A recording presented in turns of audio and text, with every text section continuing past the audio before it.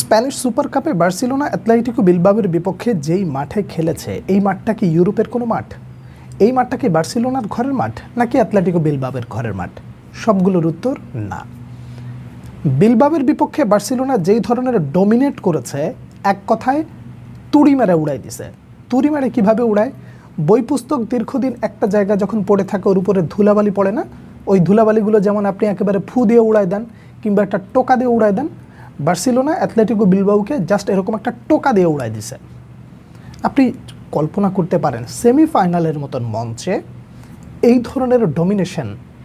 আমি ব্যক্তিগতভাবে বলতে বাধ্য হচ্ছি, হ্যান্সি ফ্লিকের পরশ ছাড়া এই ধরনের ফুটবল আসলে খুব কম দেখা যায়। প্রতিপক্ষকে মোটামুটি গোনায় না ধরা, মানে বুঝে ওঠার আগেই শেষ করে ফেলা। আগে থেকে গুঞ্জন ছিল যদি এই ম্যাচ গোলশূন্য ড্র হয় তাহলে কোনো প্রকার এক্সট্রা টাইম নয়, সরাসরি পেনাল্টি শুট আউট। অ্যাথলেটিকো বিলবাওয়ের কোচ ভালভার্দে সাহেবকে এই ধরনের কোনো চিন্তাভাবনা করেছিলেন কিনা যে কোনো মতে 90টা মিনিট পার করতে পারলে পেনাল্টিতে যাব? কিন্তু আপনাকে তো প্রথম হাফে একেবারে পুরো এক হালি দিয়ে আপনাকে নাস্তানাবুদ করে দিয়েছে। আপনি কি মাঠে ছিলেন? ছিলেন না। আপনাকে মাঠে থাকতে দেওয়া হয় নাই। ডমিনেট কাকে বলে বার্সেলোনা সেটা আপনাকে দেখিয়ে দিয়েছে।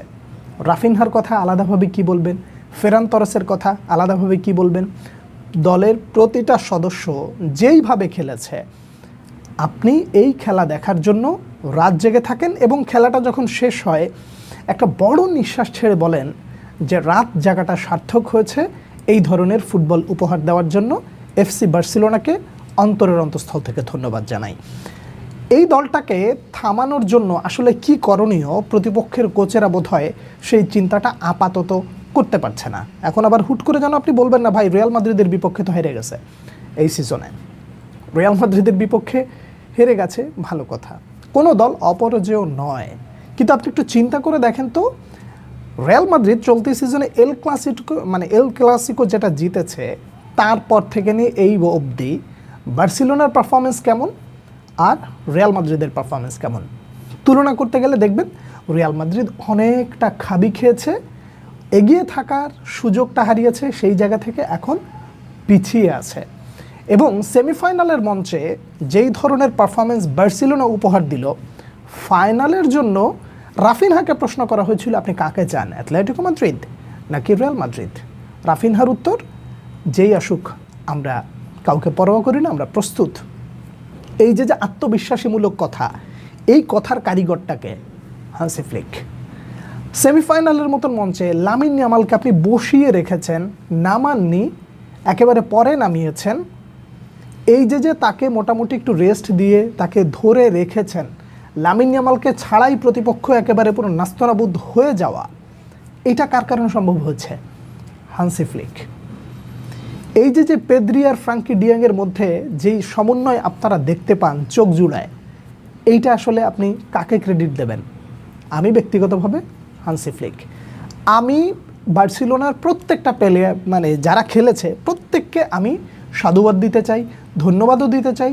কিন্তু এই সব সাধুবাদ এবং ধন্যবাদের পেছনে যে কারিগর রয়েছে তার প্রতি অনেক অনেক কৃতজ্ঞতা প্রকাশ করতে চাই, যে বার্সেলোনার এই দিনটা, এই সময়টা ফিরিয়ে দেওয়ার জন্য। তার কারণ বার্সেলোনা দীর্ঘদিন ধরে মোটামুটি নিজেদের ওই ছন্দটা খুঁজে পাওয়া বা এখন যে ধরনের ছন্দটা দেখাচ্ছে, এই ছন্দটা দেখানোর জন্য দীর্ঘদিন ধরে তারা অপেক্ষা করেছে বা খাবি খেয়েছে, আপনি যেটাই বলেন না কেন। আমার এই কথার সাথে সাথে আপনি আবার বলবেন, এটা যেন না বলেন যে ভাই চ্যাম্পিয়ন্স লিগে তো এখনও স্ট্রাগল করে। একটা দলকে আপনি সফল হওয়ার জন্য তাকে যথেষ্ট পরিমাণ সময় দিতে হবে। হান্সি ফ্লিক মাত্র একটা সিজন এসেছে, এইটা তার দ্বিতীয় সিজন। আপনি এই মুহূর্তে আর যাই করেন না কেন ক্রিটিসাইজটা আসলে করতে পারেন না, অপেক্ষা করতে হবে। এই বার্সাকে আসলে আপনি অনবদ্য যেভাবে দেখছেন, ইউরোপেও তারা একটা সময় খারাপ সময়টা কাটিয়ে ওঠে, ভালো সময় তারা নিয়ে আসতে পারে, ব্যক্তিটা যখন হান্সি ফ্লিক। আপনি এই বার্সেলোনাকে যেভাবেই বর্ণনা করতে চান না কেন, যতভাবেই আপনি প্রকাশ করতে চান না কেন, আপনি ঘুরে ফিরে এটাই বলবেন যে এই বার্সেলোনাকে আসলে থামানোটা অসাধ্য হয়ে যাচ্ছে। এই বার্সেলোনা যেভাবে খেলছে তাতে করে বলা চলে ফাইনালে রিয়াল মাদ্রিদ যাক বা অ্যাথলেটিকো মাদ্রিদ যাক, তাদের ঘুম হারাম করে ফেলবে।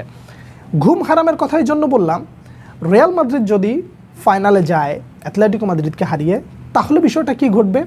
এই যে সিজনের প্রথম এল ক্লাসিকো হার, সেই হারের একটা প্রতিশোধ বার্সার সামনে খোলা, এবং শুধু সেটা প্রতিশোধ না, তাদেরকে হারিয়ে শিরোপা জেতার একটা উল্লাস, যেটা গত সিজনেও করেছিল। এখন একটা জিনিস দেখেন, যদি অ্যাটলেটিকো মাদ্রিদ আসে, তাহলে এই বার্সেলোনা অ্যাটলেটিকো মাদ্রিদকে চলতি সিজনে কীভাবে মোটামুটি ধরাশায়ী করেছে সেটাও আপনারা জানেন। তাহলে এই বার্সেলোনাকে থামাবেন কি দিয়ে আপনি? যেই ধরনের ফুটবল অ্যাটলেটিকো বিলবাও খেলেছে, তাতে করে আপনি বলবেন যে অ্যাটলেটিকো বিলবাও সম্ভবত পাড়ার কোনো একটা ফুটবল ক্লাব, তারা এসে একেবারে আত্মসমর্পণ করে ছেড়ে দিয়েছে।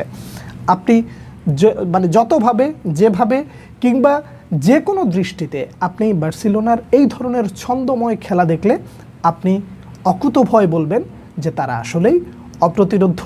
তাদেরকে আসলে থামাতে হলে মিরাকল কিছু না ঘটালে এই বার্সেলোনাকে থামানোটা আসলেই অসম্ভব হয়ে যাচ্ছে দিনকে দিন। চ্যাম্পিয়ন্স লিগে কেমন করবে সেই বিতর্কটা আরও পরে করা যাক। আপাতত লা লিগায় বার্সেলোনা অপ্রতিরোধ্য হয়ে উঠেছে।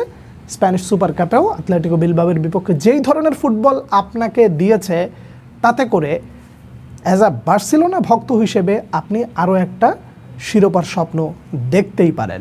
তবে ফাইনাল ম্যাচ কি হবে সেজন্য আমাকে আপনাকে সবাইকে অপেক্ষা করতে হবে। আপনাকে একটা প্রশ্ন করতে চাই, বার্সা যে এরকম দৃষ্টিনন্দন ফুটবল খেলেছে, এই ফুটবলের মাঠের খেলায় যারা মোটামুটি নিয়োজিত ছিল, তাদের মধ্যে সেরা খেলোয়াড়কে কার খেলাটা আপনার কাছে সব থেকে বেশি ভালো লেগেছে, এটা আমি আপনার কাছে জানতে চাইব। পরবর্তী ভিডিওতে আবার আপনাদের সঙ্গে দেখা হচ্ছে। সে পর্যন্ত অনেক অনেক ভালো থাকবেন। আল্লাহ হাফেজ।